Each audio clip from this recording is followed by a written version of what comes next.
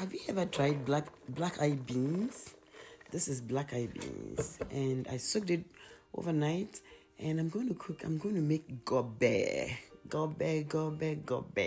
Okay, so I'm just adding baking soda to it. It's washed, perfect, ready to go. And it's going to help with the gassiness of beans.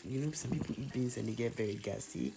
Baking soda helps it, and soaking it overnight also helps it. It helps, with digestion, okay? So I added some water to it. I'm going to cook it in my one pot cooker, instant pot. It cooks it very fast for me. And yeah, put it in there, covered it, and I put it on the rice setting. That's how I cook mine.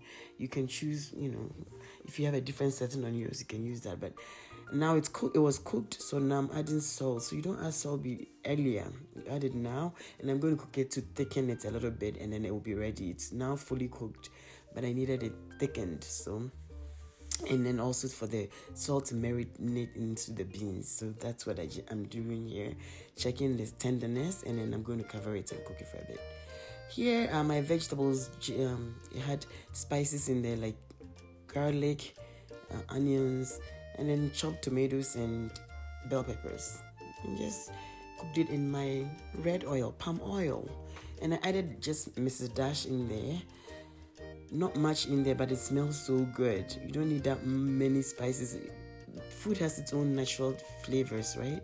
So try and change your palate and enjoy it instead of adding all those Maggi and all those MSG things. They don't help.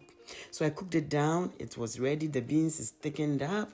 I am going to be frying my ripe plantains in a bit here. I just stirred it and it was a little stuck on the bottom, but it's done. The beans is done, and it tasted beautifully. It's all done, so I'm now going to dish it out. And add some cassava grits. So we call it gari. It gives it a different flavor. Like, I don't know, it adds a little bit of sourness to it. And grits, yeah, you have to try it to know. It tastes so good. And then I added the sauce and oil to it, mix it up, and then it will be ready for eating. You can eat it like this. It's perfect. It's a balanced diet like this. But we add plantains to it to add some sweet and sourness to it too.